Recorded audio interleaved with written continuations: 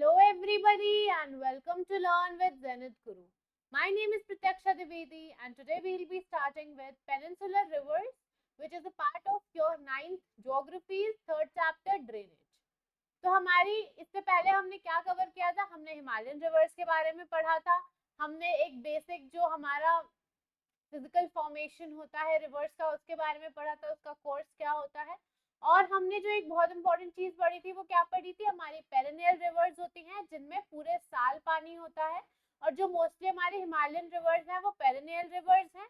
और हमारी peninsular India में जो पेनिनसुलर रिवर्स हैं वो रेन पे डिपेंडेंट है, इसीलिए उन्हें हम क्या कहेंगे? उन्हें हम रेन फेड रिवर्स कहेंगे. तो अब हम पढ़ते हैं हमारी पेनिनसुलर रिवर्स के बारे में. The main water divide in peninsular India is formed by Western Ghats. ठीक है, तो अब जैसे हमारी जो एक सेकेंड, हाँ, हमारी जो हिमालयन रिवर्स थी उसमें मोस्टली क्या था कि जितना भी ओरिजिनेशन था आपका रिवर्स का वो सब हिमालयन रेंजेस से था.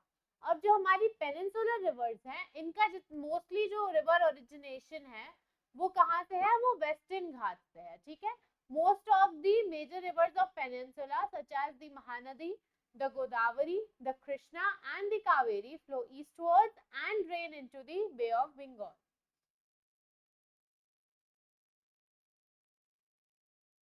कौन कौन सी रिवर्स हो गई हमारी?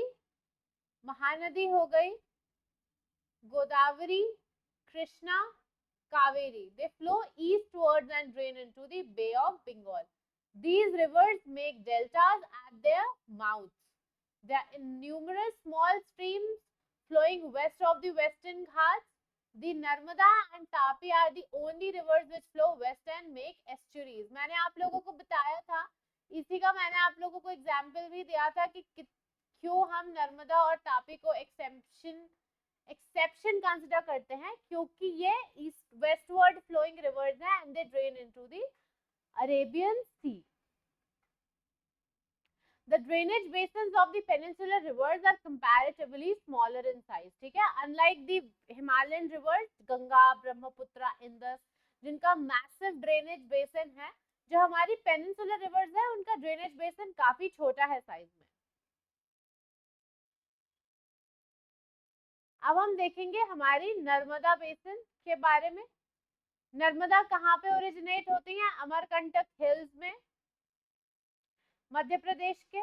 It flows towards the west in a rift valley formed due to faulting. ठीक है, तो faulting की वजह से कभी कभी rift valleys फॉर्म हो जाती हैं जिसमें से नर्मदा जो है वो फ्लो करती हैं. The marble rocks near Jabalpur where the Narmada flows through a deep gorge and the Dhuadhar falls where the river plunges over steep rocks are some of the notable ones. ये basically जो Narmada river का जो river course है ना उसमें ये जो course है उसके ये मेजर जो टूरिस्ट अट्रैक्शंस है ना वो हैं.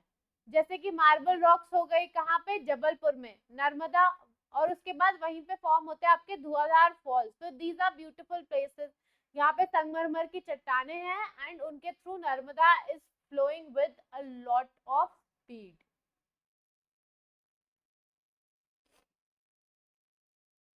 The Narmada River Conservation Mission has been undertaken by Government of Madhya Pradesh by a scheme named Namami Devi Narmade. ये एक वहाँ पे कंजर्वेशन मेथड चल रहा है, जैसे हमारा नमामि गंगे चला था जिसमें हम गंगा रिवर को कंजर्व करें, प्रोटेक्ट करें, वैसे ही नर्मदा रिवर को बचाने के लिए मध्य प्रदेश की गवर्नमेंट ने नमामि देवी नर्मदे करके एक स्कीम लॉन्च करी थी. All tributaries of Narmada are very short and most of these join the main stream at right angles. The Narmada basin covers parts of Madhya Pradesh and Gujarat. तो देख लेते हैं नर्मदा का ओरिजिनेशन कहाँ से है. नर्मदा का ओरिजिनेशन यहाँ कहीं अमरकंटक प्लेट्यू से है and then it covers parts of Madhya Pradesh, Maharashtra and Gujarat.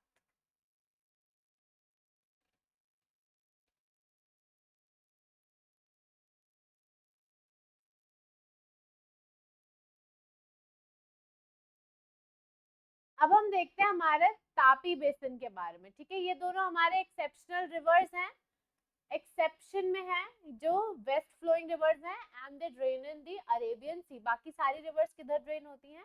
Bay of Bengal में। तापी कहाँ राइज होती है? सतपुरा रेंजेस में, in the Betul district of Madhya Pradesh. It also flows in a rift valley parallel to Narmada, but it is much shorter in length. ठीक है, its basin covers parts of Madhya Pradesh, Gujarat and Maharashtra, just like Narmada. The coastal plains between Western Ghats and the Arabian Sea are very narrow. Hence, the coastal rivers are short. जो coastal plain है ना आपका western घाट और Arabian सी, क्योंकि मैंने आपको physical features जो आपका पिछला चैप्टर था उसमें पढ़ाया था कि जो हमारे वेस्टर्न घाट्स हैं वो कोस्ट से ज्यादा दूर नहीं है, हमारे जो ईस्टर्न घाट्स हैं वो कोस्ट से कंपैरेटिवली बहुत दूर है। तो क्योंकि वो ज्यादा नहीं है डिस्टेंस, इसीलिए जो रिवर्स है ना वो भी छोटी है यहाँ पे। The main west flowing rivers are Sabarmati, Mahi, Bharathappuzha and Periyar. अब हम आते हैं अनदर इम्पोर्टेंट पेनिनसुलर रिवर पे जो कि है Godavari. Godavari is the largest peninsular river. It rises from the slopes of Western Ghats in the Nasik district of Madhya Pradesh. ठीक है, मध्य प्रदेश में नासिक के पास एक गोदावरी उद्गम स्थल है बकायदा, and there is this proper mandir जहाँ पे काफी मतलब पूजा वगैरह भी होती है, क्योंकि गोदावरी बहुत ही एक रिलीजियसली इंपॉर्टेंट रिवर है। तो वहीं पे गोदावरी का उद्गम है, उद्गम मतलब वहीं से इनका ओरिजिनेशन है। कितनी लेंथ है गोदावरी रिवर की? 1500 kilometre and it drains into the Bay of Bengal. ठीक है, इनका जो ड्रेनेज बेसिन है वो भी सबसे बड़ा है आपका पेनिनसुलर रिवर्स में। अगर आप कंपेयर करेंगे तो जो बेसिन कवर करता है major parts of Maharashtra, Madhya Pradesh, Odisha and Andhra Pradesh. और जो गोदावरी है it is joined by number of tributaries such as Purna, Wardha, Pranhita, Manjra, Wainganga and Penganga. The last tributaries are very large. कौन कौन सी? मंजरा, वैनगंगा एंड पेनगंगा। ये तीन जो ट्रिब्यूटरीज हैं वो बहुत बड़ी हैं गोदावरी रिवर की। Because of its length and its area it is also known as दक्षिण गंगा। इनको दक्षिण गंगा क्यों बोलते हैं? क्योंकि जो नॉर्थ में असली गंगा है उन्हीं की तरह ये लंबी है और उतना ही लगभग एरिया कवर करती हैं, इसलिए इन्हें दक्षिण गंगा मतलब साउथ की गंगा कहा जाता है। दक्षिण मतलब साउथ होता है। अब हम देखेंगे महानदी बेसिन के बारे में। महानदी बेसिन कहाँ राइज है? मतलब महानदी कहाँ से निकलती है? In the highlands of Chhattisgarh and it flows through Odisha and it reaches bay of Bengal.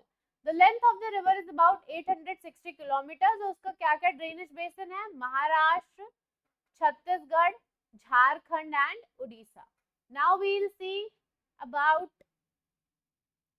Krishna basin. It rises from a spring near Mahabaleshwar. Mahabaleshwar एक बहुत ही famous tourist spot है। Krishna flows for about 1400 kilometers and reaches Bay of Bengal. अब इसकी important tributaries कौन कौन सी हैं? तुंगभद्रा, कोयना, घाट Prabha, Musi and Bhima नदी। ये सब important tributaries हैं कृष्णा की, and its drainage basin is shared by Maharashtra, Karnataka and Andhra Pradesh. Now we'll study about another important peninsular river जो कि है कावेरी। और कावेरी का क्या बेसिन है?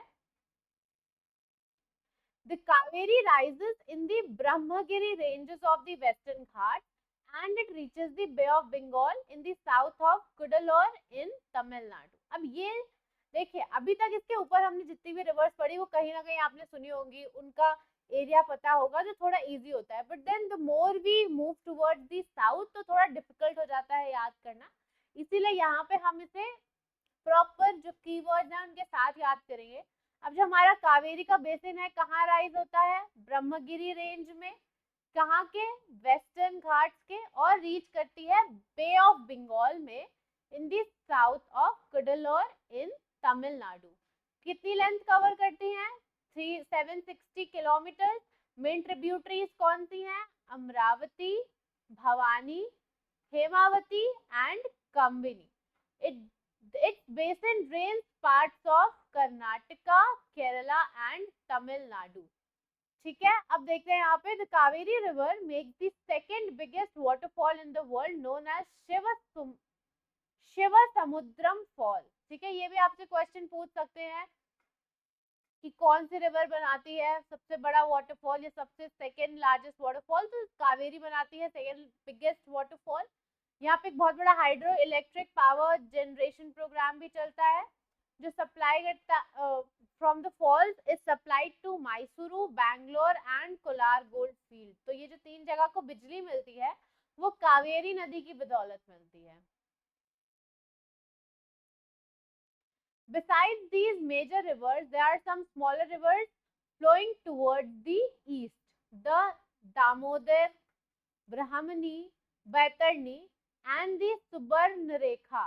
ये कुछ notable examples हैं जो कि ईस्ट की तरफ फ्लो करते हैं. अब यहाँ पे देखते हैं 71% of the world surface is covered with water, but 97% of the water is salt water. अब जैसे कि अभी आपने सुना होगा कि वाटर स्कार्सिटी हो रही है, ड्रिंकिंग वाटर की कमी है या कुछ भी ऐसा टॉपिक अगर कभी आता है सॉरी, तो आपने लोगों को कभी कभी ऐसे इलॉजिकल चीजें बोलते हुए सुना कि अरे इतना तो पानी है, कहाँ कमी है. बट पानी है, बहुत ह्यूमंगस अमाउंट में प्रेजेंट है अर्थ पे. बट वो क्या है? वो खारा पानी है, वो सॉल्ट वाटर है, जैसे हम पी नहीं सकते. अब इसमें बहुत से ऐसे बुद्धिजीवी लोग भी होते हैं जो अपनी टिप्पणी देते हैं कि प्योरीफाई क्यों नहीं करवा लेते या हम प्लांट्स क्यों नहीं लगवा लेते. जो उनका खर्चा है वो इतना एक्सटेंसिव लेवल पे हो जाएगा कि नॉर्मल इंसान को एक पानी की बोतल अगर 20 में खरीदनी होगी ना, तो वो जो प्योरीफाइड वाटर आएगा वो 100 रुपए की बोतल मिलेगी. आगे देखते हैं. One of the 3% that is available as fresh water, 3/4 of it is trapped as ice. अब जो फ्रेश वाटर है, जो पीने लायक है, उसमें से जो उसका 3/4 है वो आइस के फॉर्म में है अभी भी. But obviously due to human activities क्या आ रहा है? क्लाइमेट चेंज, जिसकी वजह से आपके आइसबर्ग्स, ग्लेशियर्स, ये सब बहुत ही रैपिडली क्या हो रहे हैं? मेल्ट हो रहे हैं. ठीक है, विच इज वेरी रॉन्ग, क्योंकि इसकी वजह से जो लैंड है वो सबमर्ज हो रहा है. बहुत सी एक्वेटिक लाइफ जो है उनको प्रॉब्लम हो रही है. उसके साथ साथ गर्मी के मौसम में बारिश हो रही है, बारिश के मौसम में बारिश नहीं हो रही है, सर्दी के मौसम में गर्मी है. तो ये सारी चीजें जो है ये अर्थ के एटमॉस्फेयर को डिस्टर्ब करती हैं. और उसके साथ साथ ओजोन लेयर का डिप्लेशन तो एक अलग मुद्दा है ही. तो अभी तक हमने ड्रेनेज में क्या क्या पढ़ लिया? आपका हिमालयन रिवर सिस्टम पढ़ लिया हमने, और अब हमने पेनिनसुलर रिवर सिस्टम भी पढ़ लिया. But drainage is not just about reverse. Drainage का एक इम्पॉर्टेंट हिस्सा है आपके लेक्स. तो अब हम इंडिया के लेक्स के बारे में पढ़ेंगे. You may be familiar with the Valley of Kashmir and the famous Dal Lake, the house of boats and the shikaras, which attract thousands of tourists every year. Similarly, you may have visited some other tourist spot near a lake and enjoyed boating, swimming and other water games.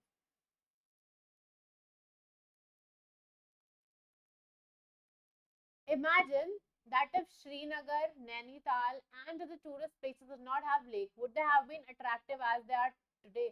अब श्रीनगर का तो नहीं कह सकते क्योंकि वो Himalayan range में है, तो obviously it's a beautiful place. Same goes with Nainital. But then जो नैनीताल है या फिर श्रीनगर है, इनका जो अभी तक का मेन जो टूरिस्ट अट्रैक्शन है वो यहाँ के लेक्स ही है. नैनीताल में नैनी झील है, श्रीनगर में डल लेक है. तो ये सारी चीजें आज भी बहुत ज्यादा टूरिस्ट को अट्रैक्ट करती हैं, not just in India but tourist from abroad as well.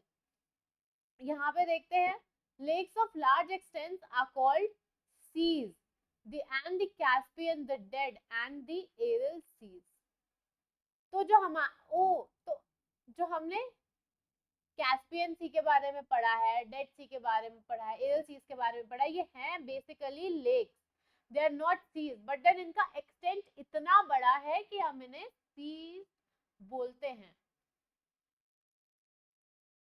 अब हम इंडिया के लेक्स में वापस आ जाते हैं. From Caspian and Dead, India has many lakes. These differ from each other in size and other characteristics. Most lakes are permanent. Some contain water only during the rainy season, like the lakes in basins of inland drainage of semi-arid regions. There are some lakes which are the result of the action of glaciers and ice sheets, while others have been formed by wind, river action, and human activities. A meandering river across a flood plain forms cutoffs that later develops into oxbow lakes. हमने ऊपर oxbow lakes पढ़ा था, but मैं फिर से आपको explain कर दे रही हूँ. हमें रिवर कोर्स दिया था, यहाँ से रिवर ओरिजिनेट हुई, अपने अपर कोर्स पे थी, एंड देन धीरे धीरे आते आते लोअर मिडिल और लोअर कोर्स में इट टेक्स दीज मियांडर्स, जो कि स्नेक लाइक स्ट्रक्चर्स होते हैं. यहीं पे ये ऐसे ऑक्सबो टाइप शेप के लेक्स बना देती है, इन्हें ही हम ऑक्सबो लेक्स कहते हैं. Spits and bars from lagoons in the coastal areas, इसका एग्जांपल क्या हो जाएंगे हमारे Chilika lake, the Pulicat lake and the Kolleru lake. ये किसके एग्जांपल्स हैं? लगून्स के. Lakes in the region of inland drainage are sometimes seasonal. For example, Sambar Lake in Rajasthan, which is a salt water lake. It is water used, इसका पानी use होता है आपका नमक बनाने के लिए, बट ये अब क्या है, ये हमारे इनलैंड ड्रेनेज में है ना, तो ये इसीलिए मोस्टली क्या होते हैं, सीजनल होते हैं. Most of the fresh water lakes are in Himalayan region. They are of glacial origin, क्योंकि जो इनमें का पानी है वो ग्लेशियर से आया है, इसीलिए इनका जो पानी है वो फ्रेश है, और इसीलिए हम इसे फ्रेश वाटर लेक कंसिडर करते हैं. In other words, they are formed when glaciers dug out a basin which was later filled with snow melt. अब इसमें क्या एग्जांपल आ जाएगा हमारा? वुलर लेक का, जम्मू में वुलर लेक, जम्मू एंड कश्मीर में. In contrast is the result of tectonic activity. अब हमारी टेक्टोनिक एक्टिविटी क्या होती है? जो हमारे अर्थ की कोर है उसके ऊपर टेक्टोनिक प्लेट्स जो होती हैं वो घूमती रहती हैं, तो उन्हीं में जब कभी वो ओवरलैप कर जाती हैं, या वो एक दूसरे से टकरा जाती हैं, या फिर ऊपर नीचे हो जाती हैं, तो फॉल्स क्रिएट हो जाते हैं, और उसी वजह से कोई ना कोई एक लैंड फॉर्मेशन हो जाता है. उसी का नतीजा है हमारा Wular lake in Jammu and Kashmir. वो क्या है? It is the largest fresh water lake in India. कौन सा? वुलर लेक. वैसे ही the Dal lake, Bhimtal, Nainital, Loktak and Barapani are other important examples of freshwater lake. आगे बढ़ते हैं. Apart from natural lakes, the damming of the rivers for the generation of tidal power has also led to formation of lakes such as Guru Gobind Sagar Bhakra Nangal project. Bhakra Nangal dam के बारे में आपने सुना होगा, एक बहुत ही बड़ा dam है इंडिया का, और आजकल ये जो हाइड्रो इलेक्ट्रिक पावर प्लांट्स हैं,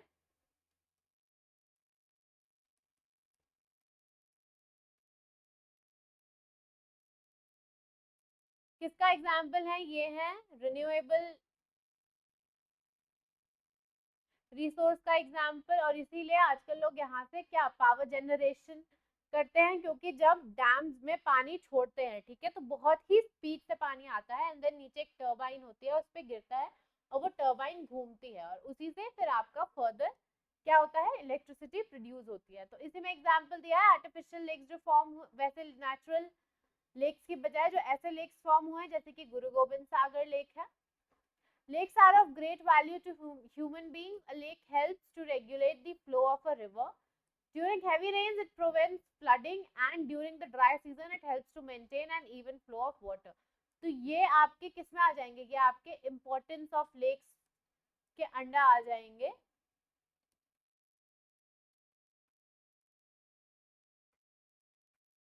Lakes can also be used for developing tidal power, जिसका अभी हमने क्या ऊपर एक एग्जाम्पल पढ़ लिया था.